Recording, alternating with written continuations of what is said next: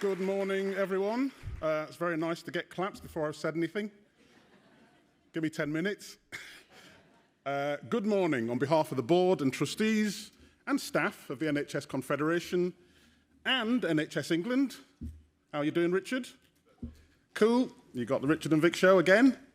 I would like to welcome you to NHS ConfedExpo 2024, our annual conference with NHS England. For those of you who don't know me, I'm Victor Adibowale, good old Yorkshire name, Chair of NHS Confederation, and it's my pleasure to host you all for the next 2 days. It's great to be back here in Manchester and to welcome partners from across the health and care system, from local government, social care, housing associations, and from the voluntary, community and social enterprise sector. Welcome. I want to thank our sponsors, Google Health and Novartis. Thank you, cheers, nice party, for supporting us to make this happen. I'm so pleased that so many of you have come. And I really mean that. I know that it's not easy. And I know that you've weighed up whether you should be here or not. But I just need to say thank you for coming, for investing time in yourselves. And we will do our utmost over the next 2 days to make sure that you feel it's been worth it.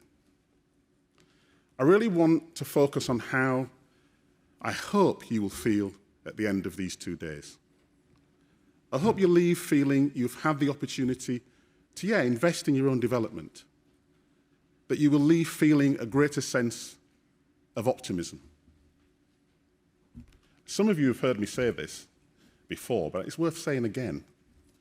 If you are privileged and lucky enough to be in this room,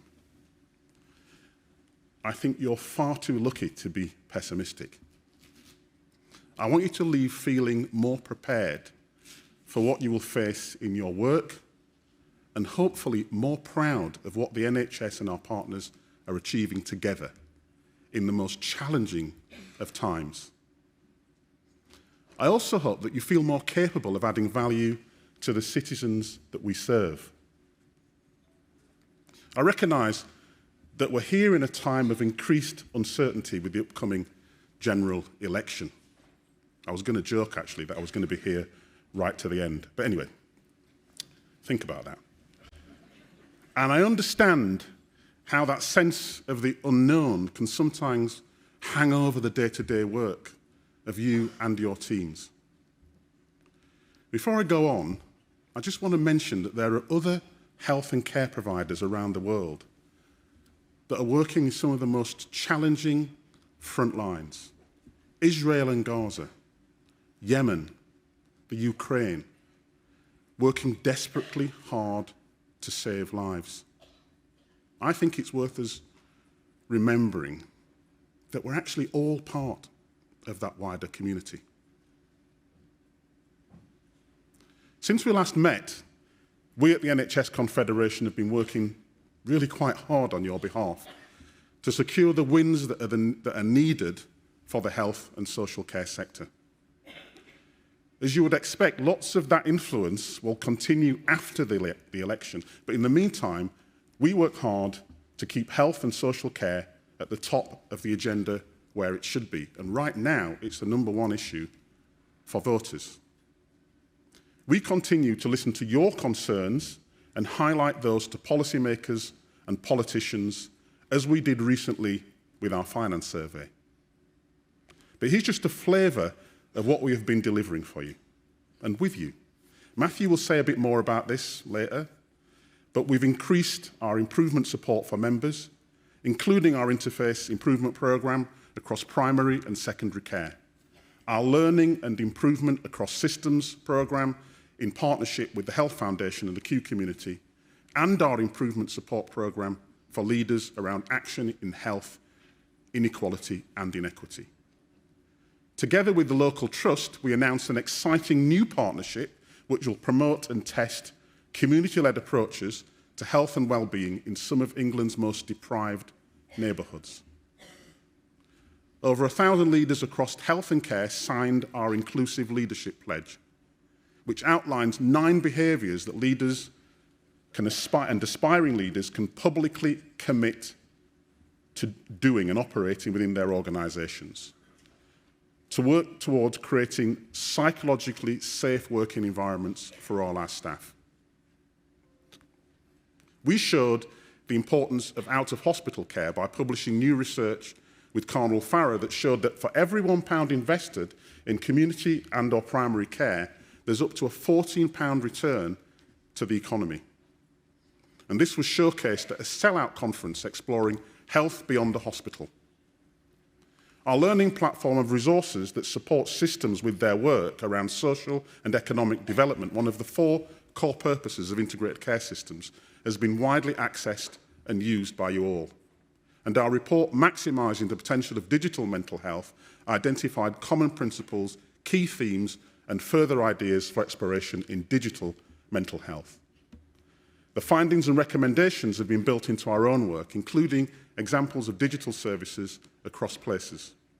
And in collaboration with NHS providers, our Community Services Week united the community services sector and raised national awareness to the wider health and social care sector and the importance of community services. We published a practical guide for system leaders that will help inform the future spending on health inequalities and health inequity and support implementation of high-impact changes with integrated care boards so that we can address health inequity and health inequalities. We've hosted webinars for well over 300 leaders, supporting them to embed anti-racist leadership behaviours within their organisations and recognise personal accountability at a system, place and neighbourhood level, supported by my colleagues at the Race and Health Observatory. As ever, I've got to say thank you for all that you are doing. And thank you sometimes just feels inadequate. Inadequate to recognise the lengths that you are going to keep the show on the road. I wish there was something bigger I could say, but thank you nevertheless.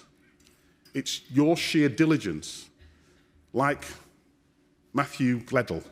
I met Matthew when I went to Doncaster Royal Infirmary. He's the Director of Estates and Facilities at Doncaster Royal Infirmary. And I met him, and I was just impressed with the fact that Matthew, who's in charge of the state of the hospital building, he literally walks around the entire building daily, including over the holiday period, checking for dangerous wiring, of which there's many examples, checking for faults which could cause harm to patients and staff. He shouldn't have to. I'm sure there are many other things that he needs to be doing, but that's a #1 priority, given the age and state of the building, that he has to do it to keep people safe. And it just underlined for me the issue of what you have to do. It also underlined the issue of capital, and that we need to raise capital in order to keep those hospitals actually safe. The visit brought into sharp focus the issue of capital spending. And for me, that's one of the issues that we are pushing on your behalf in order to get the capital spending that we need to deliver safe services in safe buildings. It's essential that the message is heard. The public sometimes just don't see what it takes to keep things going, do they? Let's remember, and we know this, you know this, when we hear talk of just blithely getting rid of 5,000 managers, frankly, I wish there were 5,000 managers to get rid of. We know that the NHS is undermanaged compared to international health systems and other parts of the UK workforce. As I've said, finding 5,500 managers to get rid of might be the first task. But so many of you go to such lengths in the name of providing the best you can for your patients and citizens. Friends, and I think I can call you friends, I want to talk about leadership and the kind of leadership that I think we need in our health and care service today. It's the kind of leadership which is systemic. And what I mean by that is leading on behalf of the whole health and care system, from where you are, not simply your organisation. I also don't just mean just ICS, Integrated Care System leaders. I mean all leaders in health and care systems. We all have to have a system focus if we're going to make real change. I recently met John Turner, who's the ICB CEO in Lincolnshire. His style of leadership impressed me because it brought everyone together in the room. No egos. And that's just what was needed. It's easier said than done, but it's essential. Or the leadership that Sam Allen has shown through chairing our Women Leaders Network, as well as her system in North Cumbria. System leadership isn't just about repeating the word system leadership. In fact, I'm often fond of saying that the way in which the NHS avoids change is to learn the language, but not change the behaviour. It's about being able to work across boundaries, through differences, with many different groups of people, patients, citizens, and staff. It's about really taking people with you on the journey and not just bundling them in the back of the car. Nor is it enough to use the right language. It's a form of leadership that demonstrates the right behaviours of partnership, collaboration, compromise, and flexibility, so that we succeed or fail together. We don't need systems to fail. And I know that some people get cynical about leadership and indeed systems. Maybe we all do from time to time. But we know it's the right direction of travel. We have to keep going. It's why we as an organisation, the Confed, are investing more and more in helping you with your leadership development by running bespoke courses for integrated care system leaders, programmes for primary care leaders, for equality, diversity and inclusion directors, support programmes around health inequality and inequity, support for clinical leaders and first-time chief executives. And this is where we want to be going forward, because we know that when we invest together in leadership, the results speak for themselves. There's a quote that I often use, I really like the quote, that focuses on the nature of leadership in 3 I's. It's from the Canadian writer Robin S. Sharma, and he says, leadership is not about title or designation, it's about impact, influence, and inspiration. Impact involves getting results. Influence is about spreading the passion you have for your work and how you inspire teammates and patients and citizens. So friends, let's think about our impact. Let's take responsibility for our influence and our ability to inspire. We know the reality of the health and care services today. We must deal in realities, not just aspirations. The realities that, unfortunately, most people I meet have a story about where the NHS isn't delivering. We may have experienced it ourselves, I know I have, as patients or with family members. There are issues that are hard for us to process, that show where the health service has failed and where we have huge lessons to learn. It's a moment to reflect on the people impacted by those issues and the recent reports and inquiries that have highlighted how people have been let down in the past, as well as recent times.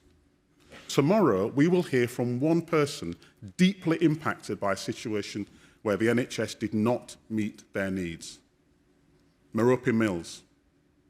She'll be talking about the treatment of her daughter, Martha, the treatment that she received, and her successful campaign for Martha's Rule.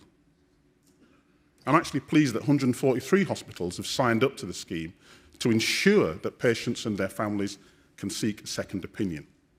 I want the rest to sign up too. But you know, and you all know, it shouldn't have taken the death of a young girl with a whole life ahead of her That's an example of learning in action. Let's be the leaders that listen with empathy and understanding to our staff, our patients, and their families. That leads me back to continuation of the theme and leadership.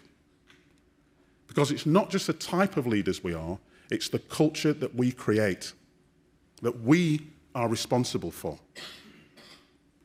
Whatever culture we as leaders are presiding over, it's of our own making. We are responsible for it. Take a moment to ask yourself an honest question. What culture am I responsible for creating? We need leaders that are open to critique and challenge, that are encouraging. And if we expect our teams to live out our organisational values, we need to own them and live them ourselves first. Let's keep the realism, people. Let's be realistic with the public about what's going to be possible in the future. Matthew will talk later about what we at the Confed, having listened to you, think about the future of our health and care service. It's not just our thoughts, it's what you, as our members, have told us you want to see. And we will continue to speak truth to power on your behalf. So, friends, let's have a chat over the next 2 days. Let's have a bit of a laugh too. You are allowed to laugh, although there's been no jokes in my speech. Let's be challenged. Let's be inspired. It's okay if you see me around to say hello. I promise I won't ignore you. And I hope you get the most out of your NHS ConfedExpo24. Not just for you, as important as you all are. This isn't about you. It's about the people who aren't in this auditorium, who aren't in this space, the people out there for whom we all care, for whom we all work, and whose lives we have to improve. Thank you.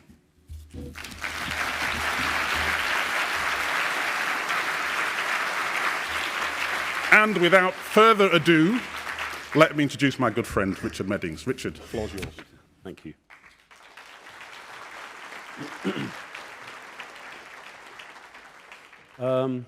Thank you, Victor. It's the third time, I think, that we've done this double act together, opening the conference. And just to say how much I agree with your comments and remarks about leadership and behaviours and values and culture. So thank you for saying that and sharing that.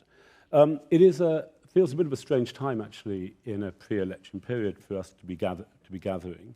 And there's lots and lots of noise. The number one issue for the electorate is the NHS. But it shouldn't stop us reflecting on our achievements and also on transformation and further reform into the future. Now, there's no single answer. There's no sort of sword that cuts the Gordian knot for the multiple challenges that the NHS faces. But we should continue to pursue a range of priorities, relatively few what I call enabling priorities, and invest behind those consistently over future years. And if we do that, we will, in the end, continue to build a much better platform and see transformation. Now, what is the current challenge? There are lots of ways to describe it. So in spite of the fact that the NHS today is providing absolute record levels of healthcare provision, we are providing record levels of healthcare. The exponential growth in demand that we see, very high surges actually in demand across a range of conditions, puts us under very real pressure. And that's particularly true in winter. But that exponential growth in demand is also having to be met by insufficient capacity. So the essential equation is a very difficult one to reconcile. Where does the demand come from? 15% greater population than 20 years or so ago. That population is aging. We know that If you look at the population, it's about 25% of the population is over 65. They represent over 50% of admissions, and they represent 74% of bed occupancy in our hospitals. So an aging population plus comorbidities adds to that demand. We see surging growth in mental health presentation of 39% last year in children and young people presenting to the NHS. The consequences of obesity, 28% of the population, and it triggers about 30 different cancers, diabetes 2, cardiovascular, musculoskeletal. We know these issues, but the demand challenges and the growth in that demand is a significant challenge. And on the capacity point, we have half the average OECD beds in our secondary system, and we have less than half the average diagnostic capacity, MRI, CT scanners, echo scanners. So our diagnostic capacity is strained, and then clearly vacancies in workforce. So that's the challenge.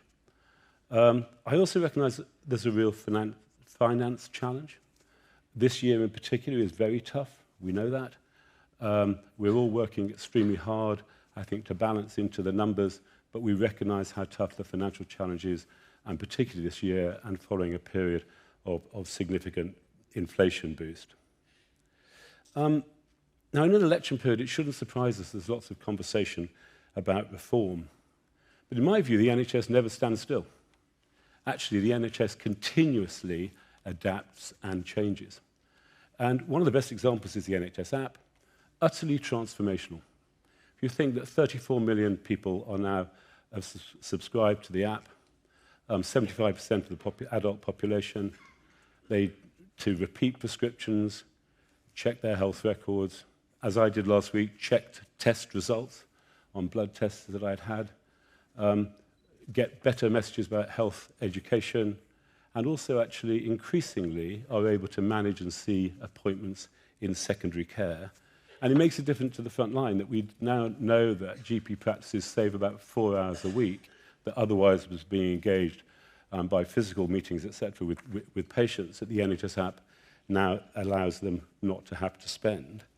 And our ambition is that a third of interventions in 5 years' time will be digital, either through the NHS app or website.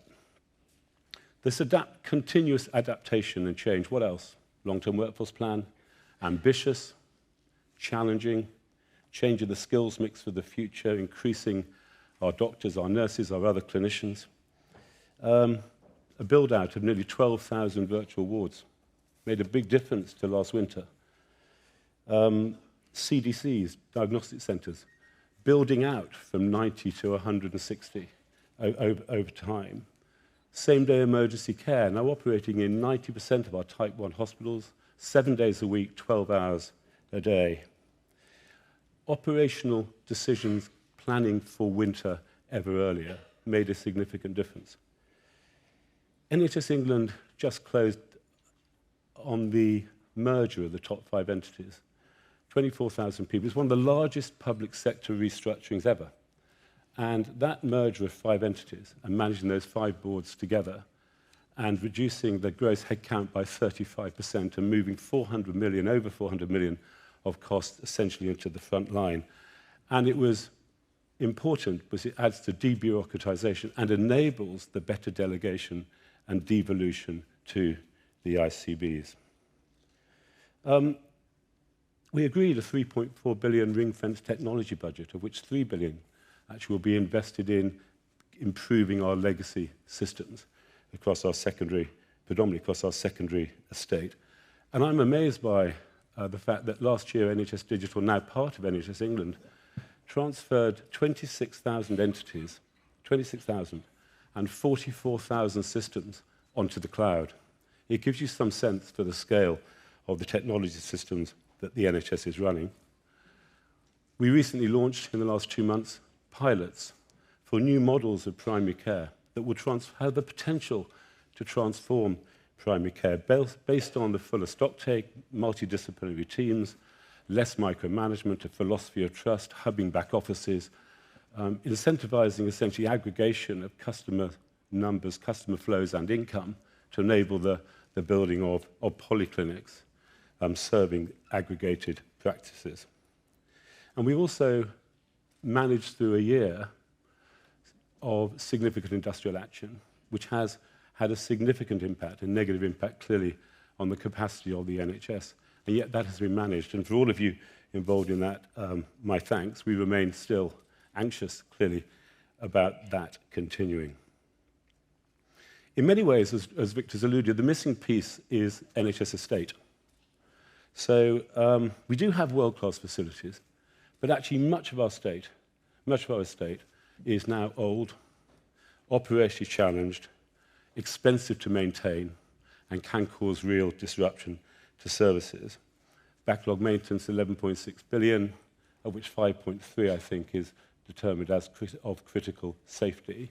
So actually the estate is a major piece of the jigsaw that we clearly need to address. And the new hospitals programme is part of the solution, but also not just in secondary. We have the issues in primary estate.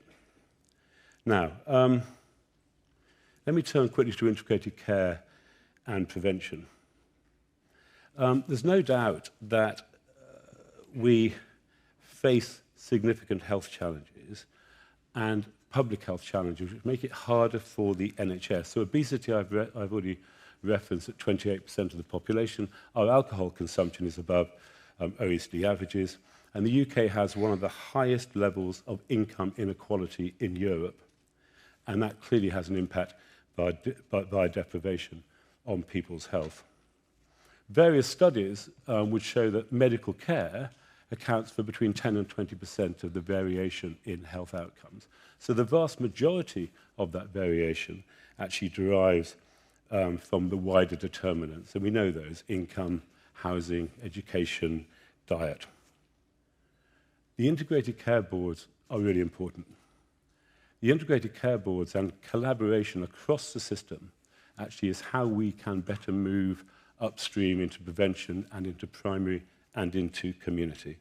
And the meetings I've had recently, whether it was with the Black Country ICB, whether it was with West Yorkshire, whether it was Birmingham and Solihull, whether actually 2 weeks ago with Nottingham, actually I've been and I've seen outstanding work and real collaboration emerging. And this is the way we need to continue to go, working closely with local authorities, working closely with community groups, and working closely with third sector. But let me turn again to innovation and looking forward. How might we transform further into the future? Well, AI is coming fast. We can see that in ophthalmics, in radiology, in brain scans, in screening, in dermatology. We can see it also in our administration and our systems with documentation, ambient documentation. Weight loss drugs have real potential. Excitingly, the Alzheimer's drugs, the pipeline of Alzheimer's drugs, suggests the potential for a real step forward in how we can manage that terrible, terrible condition. Genomics. So last year we did almost 800,000 genomic tests, whether whole genome or panel or single. And we now scan for 200 cancers and 3,200 rare diseases. We have virtually completed the 100,000 genome project, and we've just launched with Genomics England, working very closely with the NHS, the newborn programme. And if one thinks about the capacity of genomics to change the way we can intervene, it has huge, huge potential. I was at the Royal Marsden about a month ago, 5 weeks ago, and was being shown liquid biopsy and the potential that comes from that, and ctDNA, so cancer tumor DNA. So can we better find and treat cancers earlier? And you'll have seen announcements about the cancer vaccine platform, and in particular, that announcement about the bespoke vaccination given to the bowel cancer patient in Birmingham. And if you step back and think that we can now conceive with some real confidence that we can add a fourth armament to our weapons to fight cancer. So we currently have surgery, we have chemo, we have radiotherapy. We could add bespoke vaccination, tailored vaccinations, actually to help us fight cancer. So, what must we do? fix the basics, continue to recover from the immense disruption of the pandemic, build capacity or utilize the current capacity we have better, manage demand, influence demand, which potentially also means clearly getting upstream into prevention as much as we can, and continue to innovate. Innovate, but keeping the patient at the center of what we do and how we think. So thank you very much for listening to me. I hope you have a very good and stimulating 2 days conference here. And also, in particular, thank you for your service. Thank you.